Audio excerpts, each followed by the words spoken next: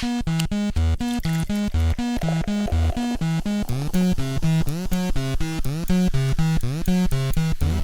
to the Pint and Click podcast. I'm Dave. I'm here with Jami and Joel, and today we're going to talk about a new book that's just on the shelves called The Broken Girls by Simone St. James. We actually got advance copies of this from Danielle at Berkeley Penguin Random House, so thank you, Danielle.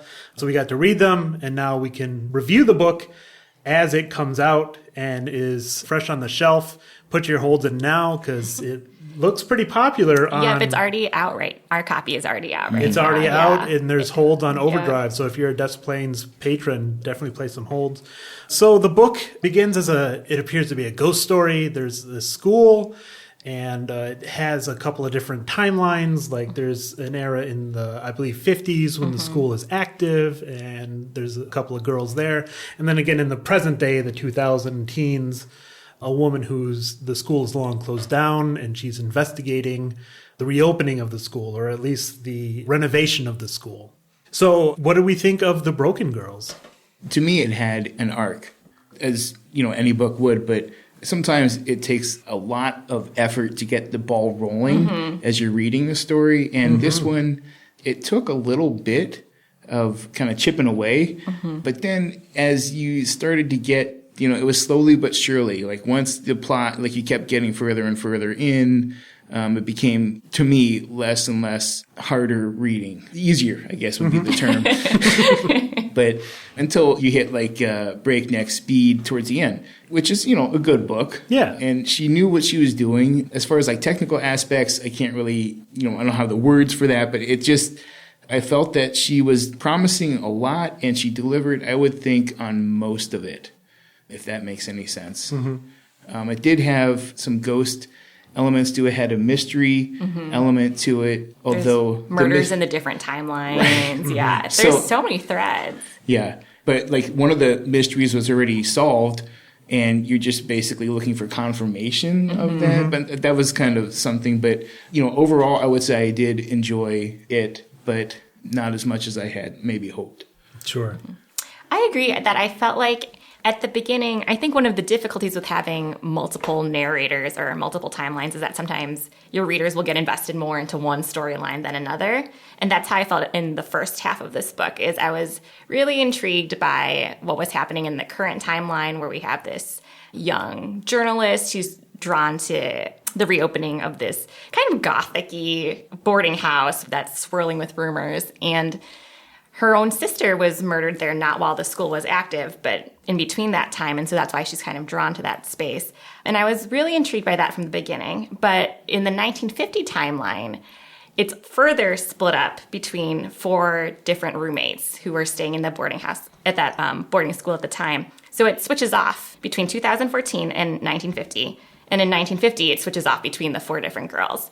So I think I had more difficulty getting into that storyline because we kept switching and because it was moving a little slower at the beginning. So I did think it took me to like the middle point where I was equally invested, and I wasn't just trying to like get through the 1950 scenes to be like, okay, so where is this mystery going? But she did keep cropping up new mysteries throughout. And I think it's not a book that I would normally pick up. I did get through it really quickly, and it was really interesting to me. I'm not sure if I would have wanted to know that it was like a ghost story or not from the beginning.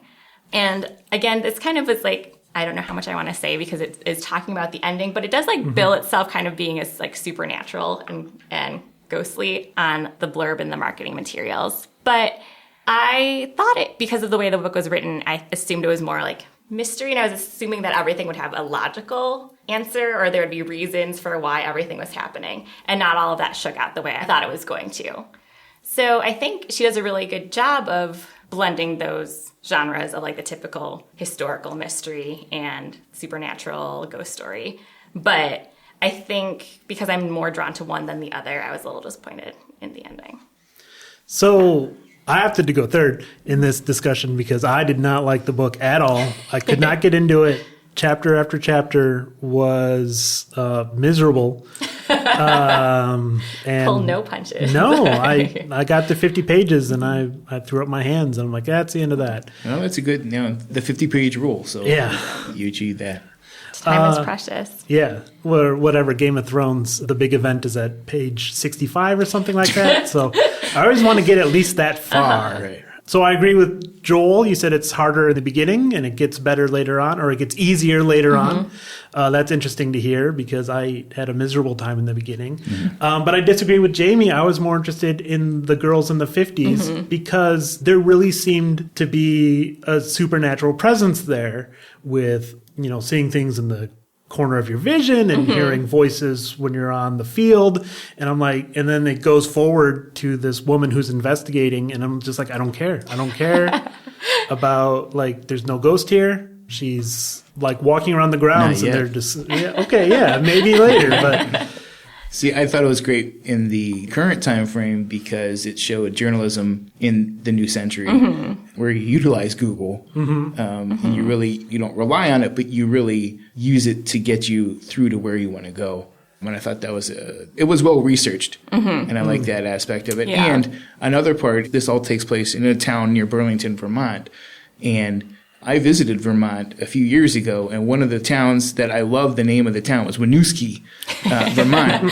And I'm very happy that it actually made it into the book. There's a Winooski Avenue in the book. And so that to me was like a stamp of certification of, she really either knows Vermont or she really did research on it. And there was a little bit of a theme of stretching towards greatness but can't achieve it and everything's kind of decaying now inside. And every building that the characters are in, is it a rich place? Is it, is it down on its luck? Is it? And so that was illuminating, yet also on the other side of the coin, it was a little irritating. But, that's something that you can just ignore as you're reading the book. Or, if you're interested in that, it kind of adds to what you get out of this book. Yeah. I definitely feel like it was very atmospheric, and I felt like the place was definitely like a character to me, and that was what I was like very invested in, maybe more than some of the other characters. But I think it's really interesting that the parts where you were like the 1950s parts that you were into, whereas where I was like, enough with the ghosts. I don't care about the ghosts. Bring me back to like the journalism, kind of more crime procedural stuff. So again, that's, I think, maybe one of the challenges with going more cross-genre and having two different stories is that what draws one person will make them love that is also maybe what the other reader will hate. And how do you kind of navigate that without making someone give up in the middle? Sure, yeah, because I almost thought about just like, should I skip every other chapter and only read the 50s stuff? That would have been an interesting way of going through the book and see if they could come out. There was, tie-in towards the end. You obviously, and it didn't work out the way I was expecting it to have worked out. So that, a big bonus for Simone St. James there. I know that in more mystery or supernatural books like this, the character development is not always the draw. But what did you... Almost never. Yeah. But what did you think about the characters? Were you engrossed by them, or was it...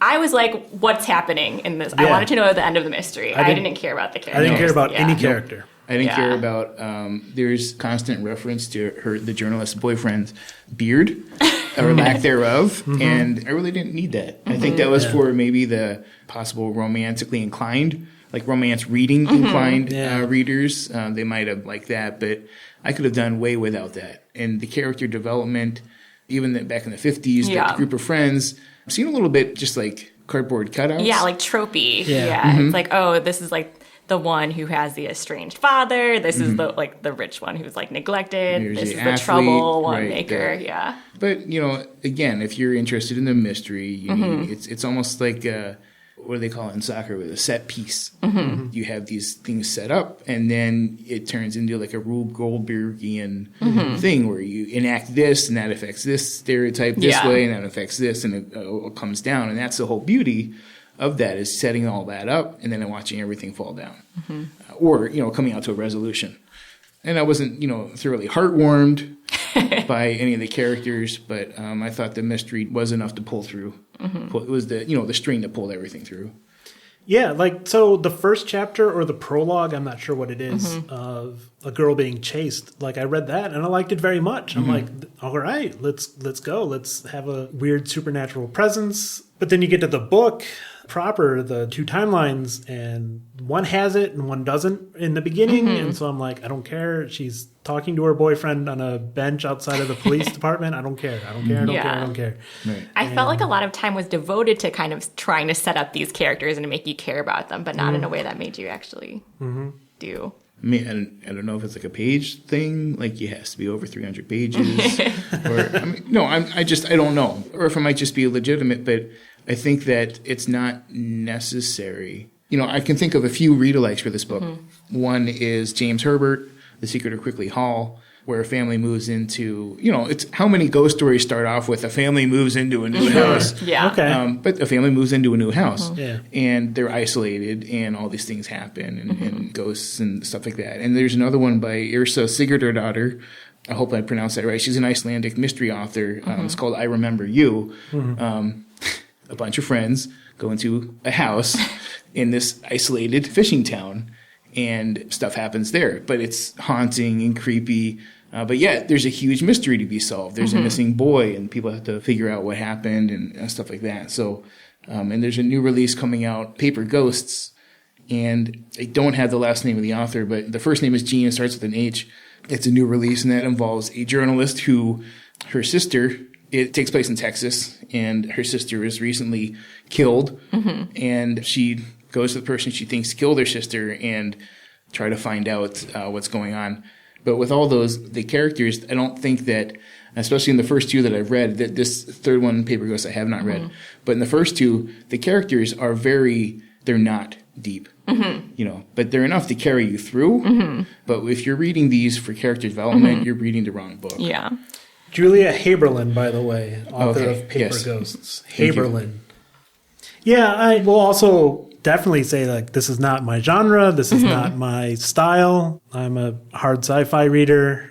So I like world building very much. And so, like, descriptions of the building of this school, like, kind of really appealed to me, almost in, like, a Tolkien way, the way he always described the landscape, wherever they were, the nuances of the forest they were in and things like that, like, kind of gave this, like, oh, I'm interested in this school almost. I'm interested in this building more than I'm interested in the people. Yeah. That was interesting to me, but again, not enough. Like, this is not what I go for. Like, I wanted the ghost to kill someone in the first 20 pages, I think, is what I wanted. Well, maybe it did. Maybe it did. In the That's prologue. true. To me, it made me think of two films. It was pretty much, to me, a combination between Dead Poet Society and What Lies Beneath. And it was really just kind of like a mashup between the two. That sounds good. Of these adolescents trying to figure out things without their parents at a school, and they feel that they've been neglected really by their parents and passed over. And I guess like a sense of failure, that they failed their parents to be sent to this school. I think there's a big feeling of that. And then these weird, mysterious happenings that they can't explain. And it's all because of a wrong that needs to be righted. But just those two movies really just kind of came together for me. This would be a combination of those two movies. That's interesting because when I was reading it, I was like, I think I'd be more interested in seeing this as a movie than reading it as a book. Because, again, I thought the plot was interesting, but I think all the things that tripped me up were more on, like, the writing level and about how it was put together. That's a thing I've heard often lately. My last book club, we did After Party by Daryl Gregory, and like everyone agreed, like, this reads like a movie. It's not really a book. Like, there's action scenes that maybe didn't need to be there, except that in a movie you have action, plotted throughout to get people, excited again. Visual right? stimulus, right? Exactly. So is that like a thing? Is that like a new emergent trend in books? Like, I hope not. Reads like a movie? Keep it as a movie. Yeah. I want that interiority and, emotional landscape as well. So, recommend it? Would you recommend people read it? Do you think... I think... It would depend on the reader. Yes, It would depend definitely. on the reader, yeah. If I know that they're into, books in this genre and Mass things like this. consumers of mystery, but I would definitely warn them there may or may not be a supernatural element to the story. Yes. And how prepared are you to handle that? Sure. I was not prepared, and then I was displeased. But I think in looking on Goodreads and stuff, people are raving about it. They love it. There's so many 5-star reviews and on Amazon too. So it seems like it is very widely popular. Yeah, it's caught fire with a lot of people. Maybe not me, and us to some degree, but Yeah, the holds list is enormous.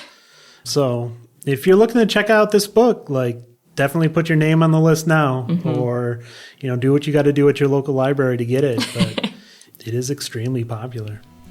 All right, that'll do it for the Pint and Click podcast. We'll see you next time.